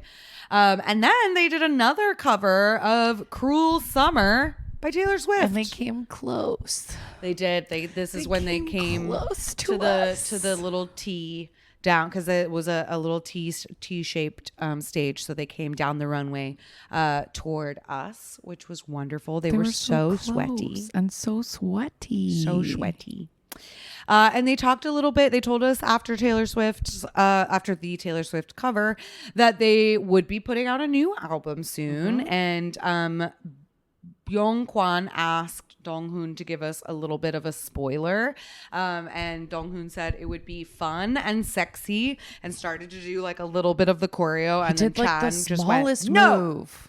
No. It was very adorable. And they told us that they were going to end with what I don't know if they said it was just a fan favorite or if they were like the fans voted for this one. But they basically were like, y'all asked for it, here it is. And it was Undercover. Yes. And they were great. They were so great, and they're so handsome and so good and so close to us. And I can't believe it. Yeah. I don't know. I didn't think I'd ever like see Ace. I know they were like very recently on tour, but they didn't come to like a city very close to me, and I would have had to go hours by myself to go see Ace, and I don't know that I would have done that. So it was really nice to just get to see him. So yeah, close. it was really nice. And I feel like that was something that was kind of cool for this addition or this like change they made to the KCON stage, that like Ace was not going to be at any of, well, maybe they were, did they play on Saturday? I'm gonna check the concert thing again, but I don't think that they did anything. I think this was just like one weird stop on there. Because that's what I was going to say, is that like it's kind of neat that they now have this like structure for the KCON stage, because it gives artists the opportunity who might be in the States, because that happens so often now, but not actually playing the like main KCON concert. They can still come by and get a little KCON appearance in at this like mini concert, which is pretty neat. Yeah, it does seem and honestly, like this was a longer set than you get when you're actually at KCON. That's true. It was like, it's more. Mm-hmm. Did Ace do any games? Like anything? No. They didn't do any like weird little thing in the middle? Mm-mm. Okay, cool. Yeah, they just like gave it. They gave us the 2 covers. Okay. That was their like special stages. That was great. Yeah. So then immediately, like 15 minutes, 20 minutes in between, like, it was very quick. We didn't like go anywhere in between. I think I ran to use the bathroom. A lot of people did vacate their barricades though after Ace, because it was going to be GOD. So we got to move in like even closer for GOD, and it was really cool. There were so many fans with GOD light sticks. We saw people in like the old school raincoat poncho things. Saw people in the front that had the actual balloons, and the GOD light stick is very adorable in that it is in the shape of a balloon. So that was really cool. And yeah, they came out. I think their first number was called Break of Dawn. That was like part of the chorus at the very least. But they were all wearing like suits, sunglasses. Doing a little dancing. They all had like navy blue suits on, and they looked fantastic, freaking fantastic. And God did play at the Saturday night concert. But we weren't there. So again, we didn't go to the Saturday night concert, but they did play that night, and we were very excited that they were doing this KCON stage, because we had missed. They were like the only thing I really wanted to see on Saturday was God, and then having them here at this KCON stage, we got to be sitting way closer than we ever would have been at the concert, and B, a full 30 minutes. Yes, and they are so good. Yeah. They are so good. And I know that we've like talked about it in our like 20-year back flashback episodes, that like, even though in our minds the first gen has a reputation for a lot of them being bad singers, like God was not one of those groups. They sounded like so beautiful. And they sounded so good. Yeah. Taewoo is their like main vocalist, and like, he sounded amazing. Also, Junyoung's wife and daughter were like right behind us, which was very cute. They were like dancing in the like space behind the barricade.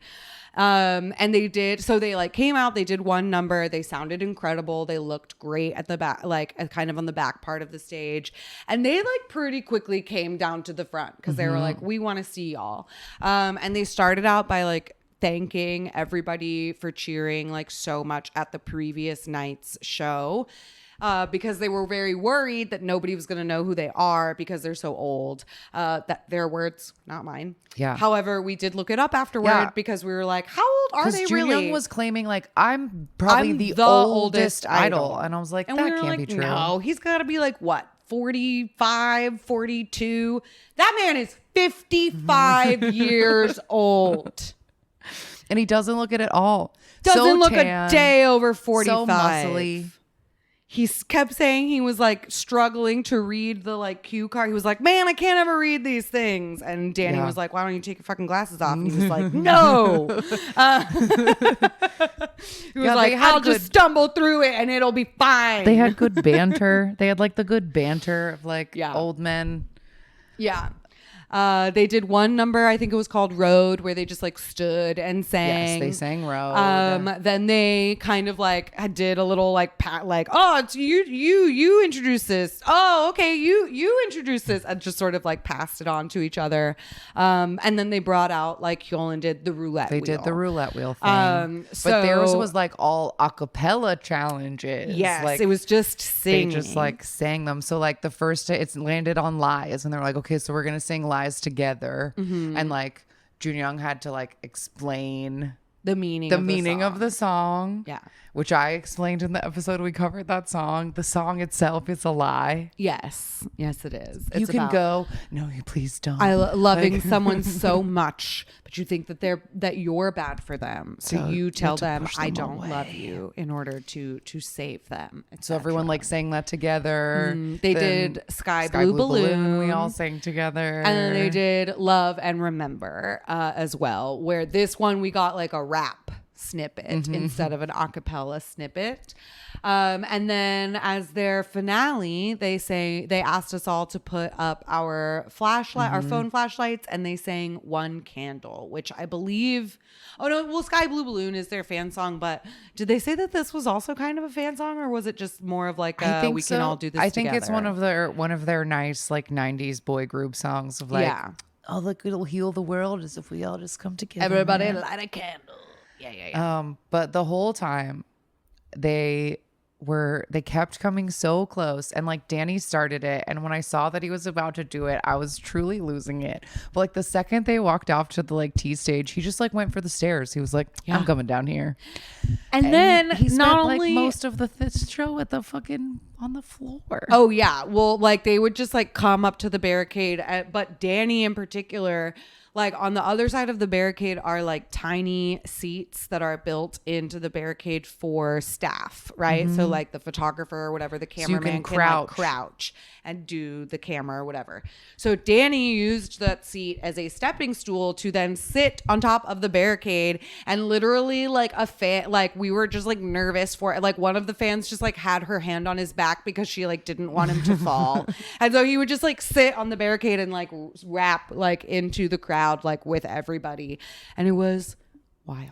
I was truly losing my mind, because not only is GOD is like a really really really old group in that like you don't think you'd see them, but also Danny On was one of my very very first Korean entertainment crushes. I've loved him for so long, and it always has felt like this weird random little thing, like, oh my god, I love this guy. He was in a boy band in the 90s, like have you ever heard of them?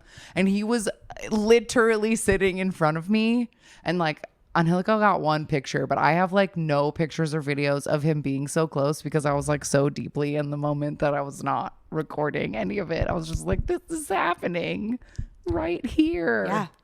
He was right there. It was so cool. It was wild. It was crazy. Like that. I mean, and we've said this many times, like we've done 1,000 concert recaps on this show, and we always are like, we're not going to stand around. We're not going to wait to get real close. Like we want to see, etc. This is the closest I've ever been for any artist, K-pop or otherwise. Like even, being on the floor for Beyonce, like we weren't this fucking close to her. Like Hyolan was 12 inches away. Yes. Like I could have reached out and touched Danny On's shoulder. Right. Like that was crazy. It was crazy. That was crazy. And we joked about it after, because like even though we were really close for Hyolan and for Ace, I did not feel perceived at that point. GOD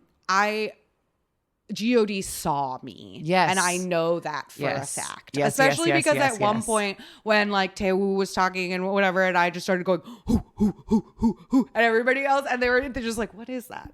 What is happening? We were like, we don't care, we love you, or whatever. And it was just odd. Yeah. To it was be a like- it was a super, I just kept saying that the day was so surreal. Yeah. Like that I saw Kim Soo-hyun, that I saw Danny On, that like I made eye contact with all the members of Ace. Like it was a crazy day. Yes, it was. That it was all just like right there.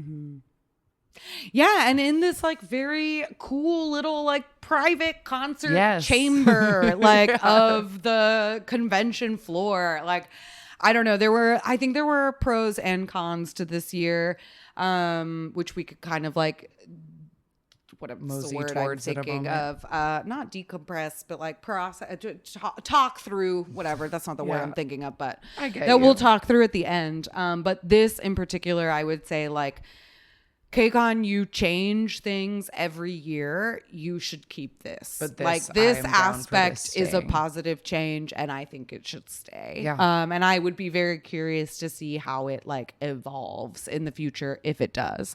If it stayed exactly like it is now, I think that would be great too. Yeah.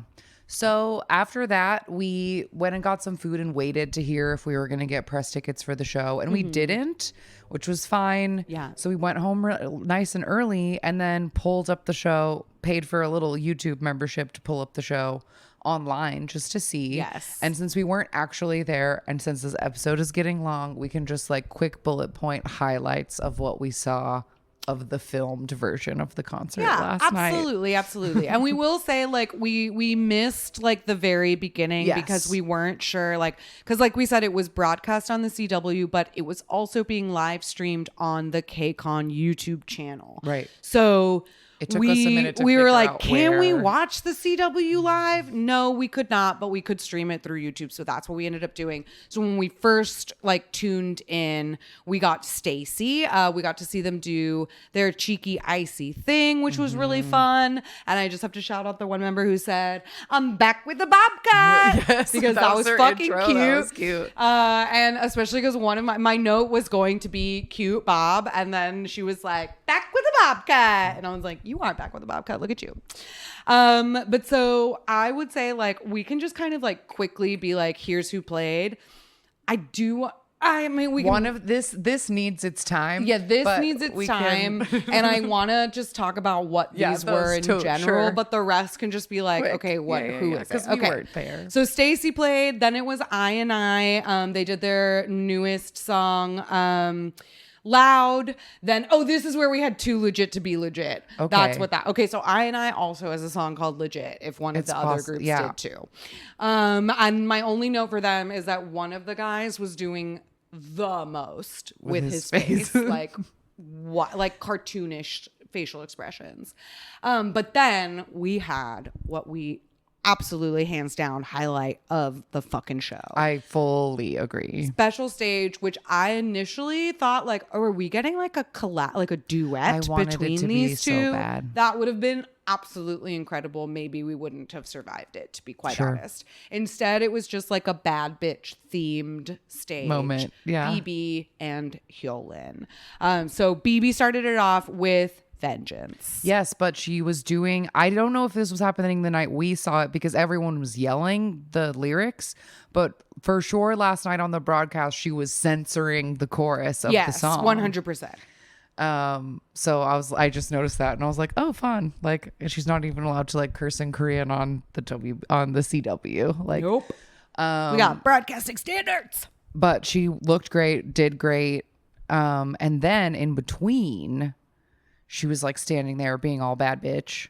Hyolyn rises out of the floor, and then they had like a little, like a sensual little like, moment. yeah, it almost looked like they like circled each other and like got real close, and then it kind of like BB got behind her and it kind of looked like she was gonna like bite her neck.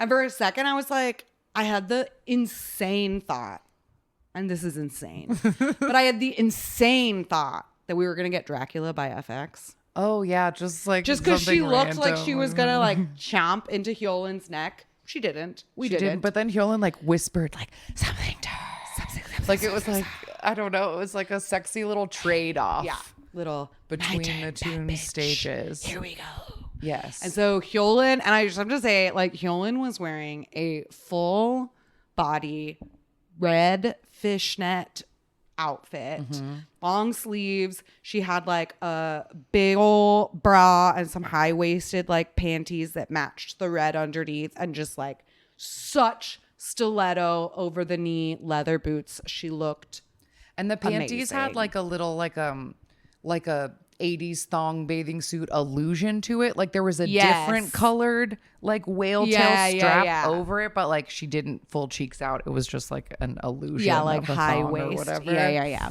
But so she did So What? And she had her same 6 backup dancers that or actually I guess she had 6 this time instead of 4. I think she just had But 4. I recognized the yeah, girls the from 4 that previous were one, at yeah. her KCON stage were here as well. And we were quite literally in tears after at this the end performance. of it. Like this was not a sad performance at all. This was one of the most bring the house down performances I've ever seen. Like she's so fucking incredible. She had the live vocals and the dancing, like nobody does it like that. They just don't. Nobody does it like that. And the way that she would just wail these and by wail I mean that in the best possible way, like just absolutely murder these ad libs and these notes while doing the insane choreo to this song, or doing this insane choreo and then just like a quick little like blast of a note and then just like straight back into the choreo. No beats missed, no like breaths heard, like barely a fucking backing track to be seen. Yeah. And she just killed it. She killed it. It was amazing. It was amazing. Just her power, the like power that is required of her to be like dancing that hard, and it's like she can like pull it out of her soul. Mm-hmm. And that's like a Luna song, right? Like that's not her song. It was not her song. What song was that? I think it's this one, right? Yeah. Yeah, it's Luna. It's Luna. Yes. So yeah, but like that was at the interesting. end when she was like, "Let's go," and then she was like, "I'm so bad, I'm so bad, I'm so bad," like, and we were just crying. It came over me so suddenly and strongly that she's amazing. Yeah. And it was rude to put her in the middle of that show, and that other people had to try and follow it was crazy.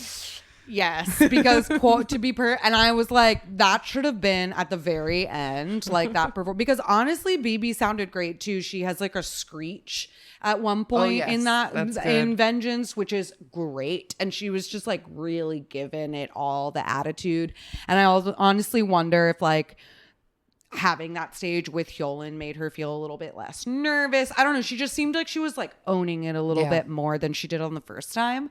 And honestly, like some of the soloists who came afterward, I was like, well, you sound like shit.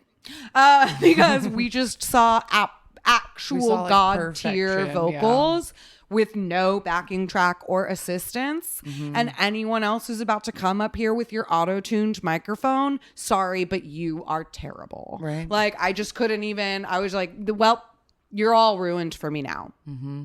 Say you're welcome, Hyolyn. Yeah. Okay, but anyway, that was amazing. Highlight of the night, highlight of my life, unbelievable. And then I just want to like before we get back into our like quick rundown of the performances that night, we just have to talk. So like we said, this was being broadcast on the CW. Right. So presumably they chose to take this in what I think is quite smart. They chose to be like in case people are watching this who have never seen K-pop before, left the TV on. Let's make sure we introduce what it is. So throughout the concert, like at the beginning and like every couple stages, we would get this pre-recorded video that was narrated by Jaehyun of NCT.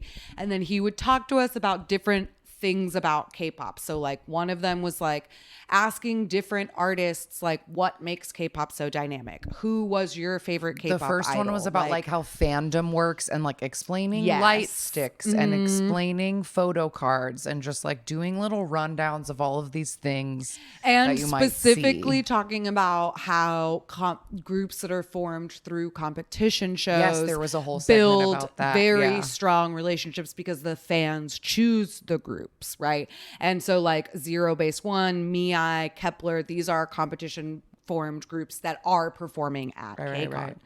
But then, yeah, we had like, and they didn't just interview people who came to KCON. Yeah, like, Rise was in it a lot. Rise, Gravity, Espa was in it, like a whole bunch of different, High Key. We had a whole bunch of different people, Stray Kids. Oh no, they weren't interviewed. They were just featured. And they gave us like different segments where they taught, like they would ask the idols, like, who was your first idol? And then we got to see the first gen HOT, the second gen Boa TVXQ. We got to see the Shiny. Then they covered like the explosion of Psy, Gangnam Style, BTS, Dynamite. So they're kind of giving you like a history of K-pop. What is it? Why do fans like it so much? Because like one of the people that they interviewed, which I thought was cool, was that they had Honey J, who's a performance director and choreographer. So one of the segments was like, well, the choreography, the synchronicity, the performance is what gets people in it. So they had her on there talking about what it takes to create that kind of stage. So we every once in a while got these little like almost news packages to be like, here is what K-pop is. Here's why people like it. And then we got one that was like, the global marketing. Yes, it was literally directed right towards venture capitalists with money and like explaining with numbers. It's this is how many people spend money on K-pop a year. Oh my God, I fucking wrote it down. This is how much it's grown. It was towards the end.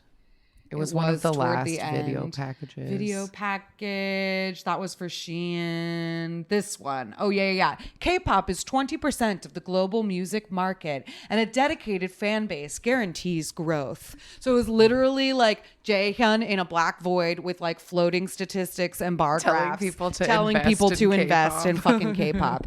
And my only note about these, aside from it being like a pretty cool concept. It was, I like as K-pop educators, I appreciated. Yeah, I thought they were well done. I thought they had good information in them. I liked that it came from the idols themselves. Jaehyun, baby boy, you have the personality of a wet sock. That was the most morose funeral director narration I have ever seen. And sorry, and citizens, come for me. I don't care. That man was not charismatic at all in those videos. Okay. Yeah. The prepackaged Jaehyun was having a rough day. Jaehyun on stage later on, he was having a great time. Telling us about K-pop. K-pop is 20% of the global market. Boy. Yeah. Snooze. It was pretty snoozy. Snooze.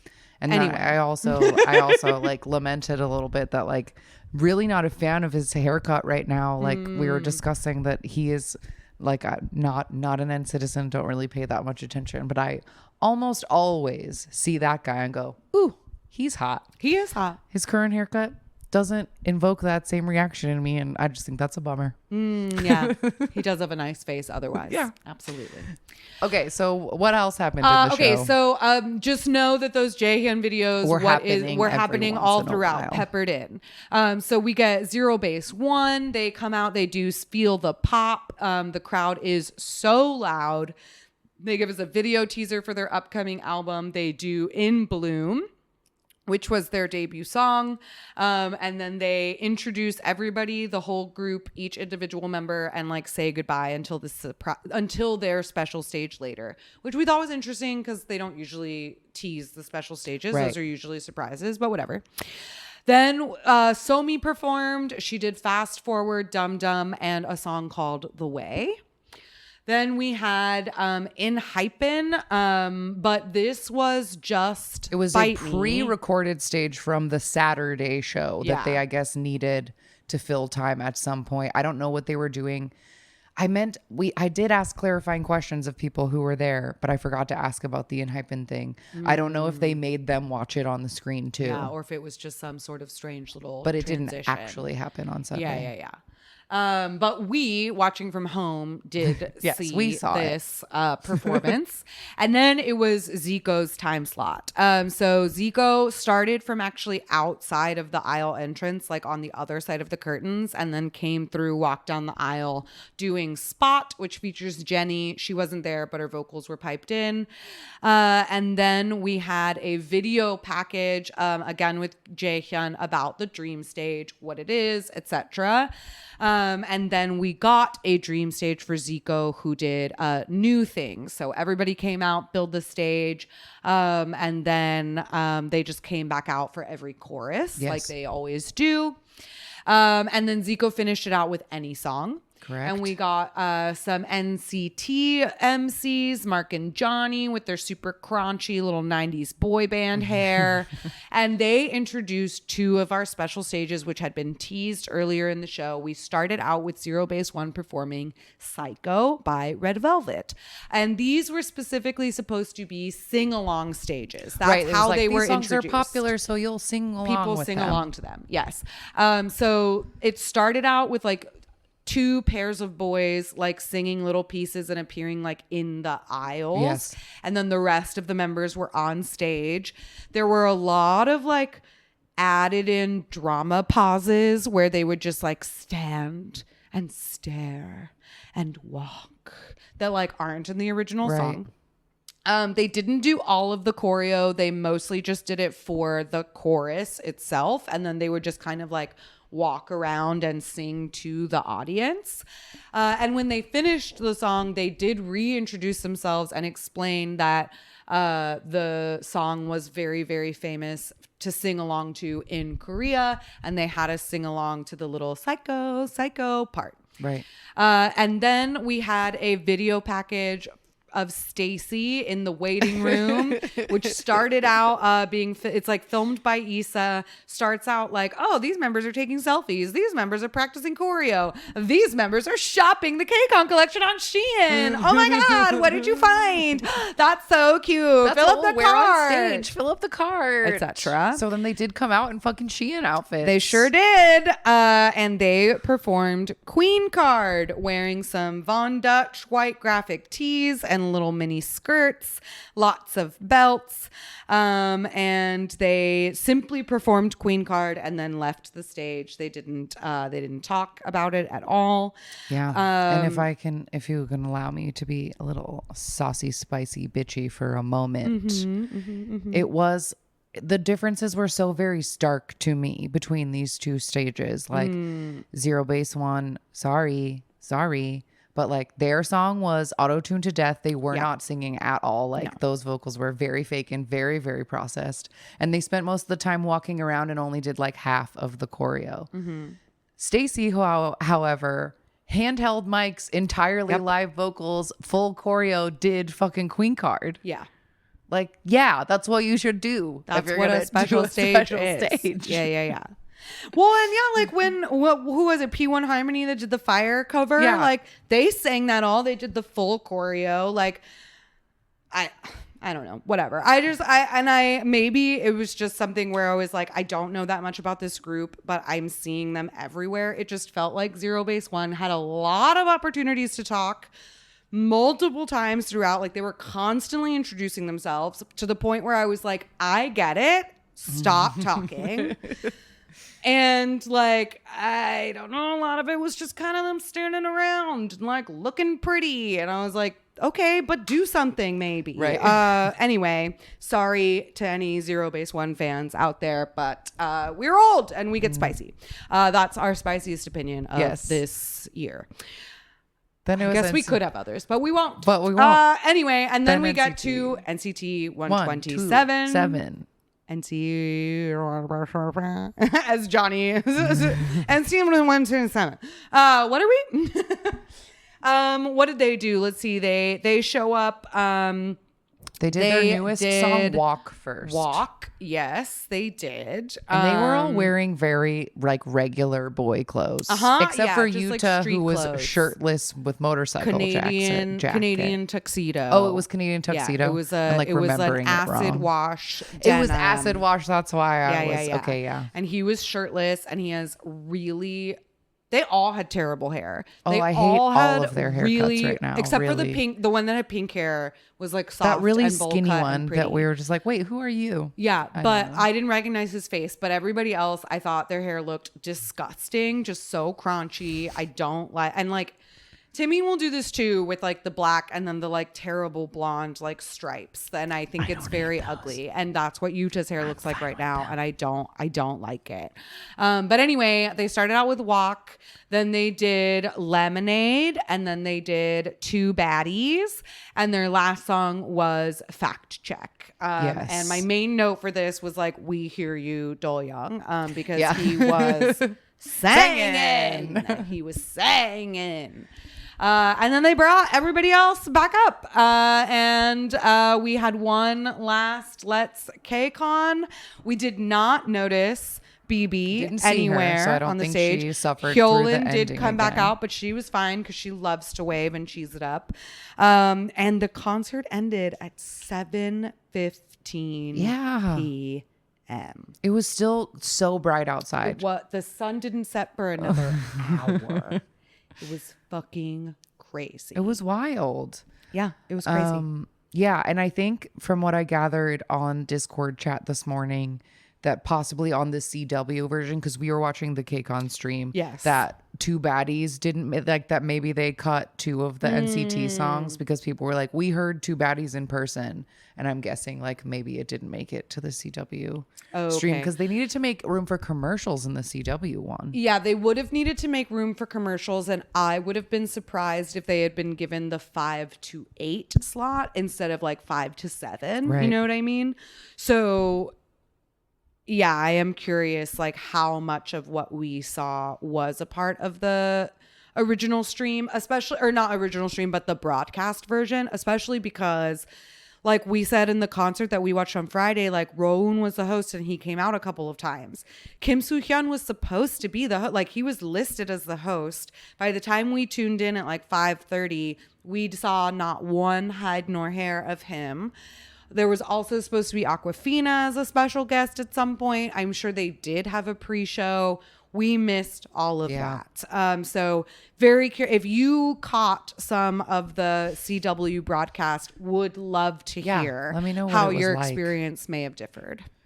But yeah, it was really very interesting. Like I feel like I don't want to like just like complain because it's different and I like things the same because I'm sure I complained about it when it was happening, but it was very strange this year just to see like what a tight ship the concerts were.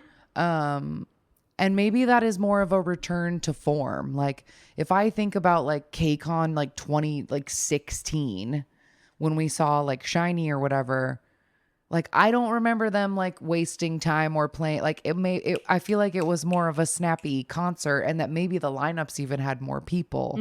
But the last like couple of years, like 2019 on, there's been a whole lot of, hey guys, let's play an emoji game. Like, hey people in the audience, you do a dance and I do a dance, and like spending a lot of time like doing these little like extra non-performance things, and they didn't do that at all this year. And so part of me is like, oh, I missed that. But I bet if I listened to old years, I'd be like, and then they wasted our time doing another goddamn game. So like I think we enjoyed the games, Okay. actually. I feel like we always enjoyed that think, part of it.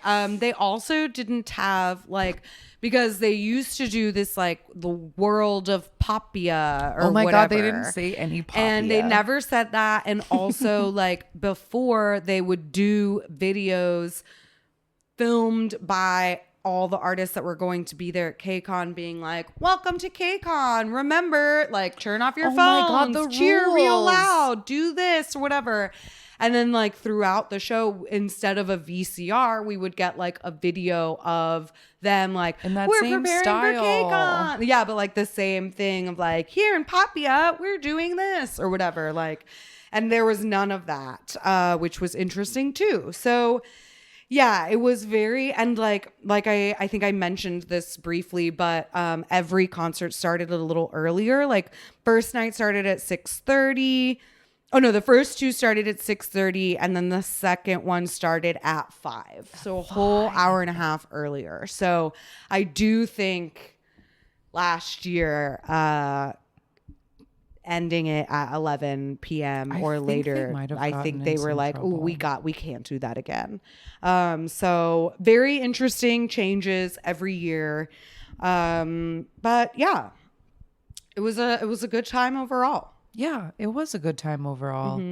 I'm trying to think because we've been discussing this to death amongst ourselves. So I'm trying to remember if there was like anything that I wanted to like say on the show about like how it was different. I would say, and I don't really want this to be like the last ending We can thought find because more, it's a don't bit of a worry. bummer. So we won't end it on this, but I will say, as awesome as I thought the changes were to the like KCON stage and the appearances on the convention floor and like the tight ship, I'm neutral about the tight shipness of the show, of the concert itself, but like all the cool new like artist things that they did during the convention, where instead of just, ATEEZ is at the McDonald's booth passing out French fries, it's like you can see a 30-minute Ace concert. Right. That's really cool.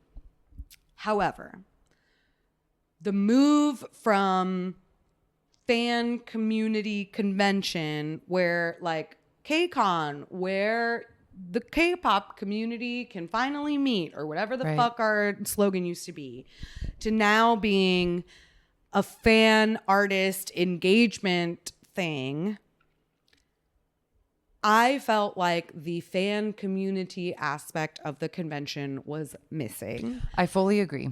In a couple of different, like, it felt very much to me like all of the fans were there in individual bubbles. We were not there to be a community of fans all celebrating this thing that we loved together. You were there to see your group, and everybody needs to get out of the way in order for you to make it to your group, blah, blah, blah. Yeah. I am going to stand I'm sorry. I'm just like, can't get over the fucking woman that was Touching literally you at GOD. GOD halfway through their show. She was not there at the beginning. Halfway through the show, there was no one behind me except for Jun Young's wife and child. Halfway through the show, this girl appears behind me, head down on her phone, big headphones on, literally bumping into forehead on my shoulder as she has her head down, texting, looking up things, watching videos on her phone, to the point where I started to dance very largely like, so that I would literally push her away from me. And finally, she like looked up at me like confused and like took a step to the side. But like, what are you doing here?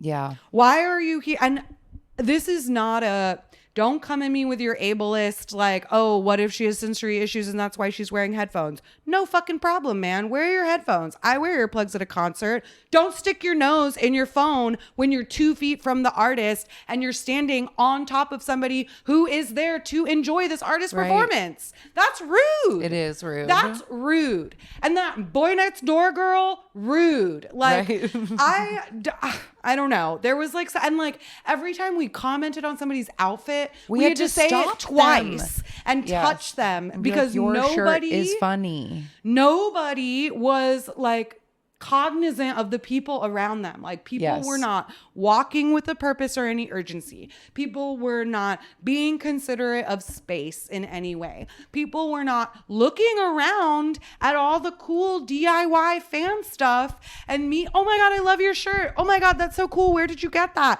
Oh my God, you love that group. I love that group. None of that was happening. That was like, and I fear being like, okay, boomer, like, things change, get over it. But it is just like really, it's so fascinating to see, because I feel like those first couple of years that we went to KCON, K-pop as a niche hobby in the West was still such a niche hobby. And the internet was also a different place. Like, I had my friends on LiveJournal on my Soompi message board, or Tumblr and my Soompi message board friends. But you were the only person in the world I knew who liked K-pop. So when we would go to KCON, we were like just desperate for interaction with people who understood the things that we understood. And it did feel like people's like chins were up and they were paying attention And so much of it was like noticing what people were wearing, noticing the photo, like noticing that photo cards weren't as big then, but like the backpacks with the pins. Yeah. And like people would notice things. And then so much of the show or of the convention was the panels and the workshops that were run by fans who where run you're playing K-pop bingo or learning the fan chants or together, talking about how to start a K-pop YouTube channel or like fan things, and everybody like wanting to be together. And there being so much more of a like, oh my God, everyone around here knows what I know. Like I was thinking about in 2018 when I brought this year and didn't see or hear a single fucking peep about it. When I brought my Pentagon bag that year, people were crossing the convention running to be like, oh my where God, did you get your that bag? Yeah. Nobody said fucking shit about anything that we were wearing. And like we said, we had to stop people who were wearing clever, funny, pretty things. Yep. And be like, you look so great. Your shirt is so funny. I love it. And they would, all of them reacted in a like, why are you talking to me? Yeah. Because this time, like you were saying, like, you know, it was an opportunity to be like, oh, all of these people know the same thing as me. Like, I can't wait to finally interact with people who know the same thing as me. And now it was I have a strict itinerary of where and who I am going to see. Like, I need to go from this place to this place to this place. And like, I don't know, it just felt more of a like, I'm not here to see the other people who are into K-pop. I'm here to see the groups I'm into. Right.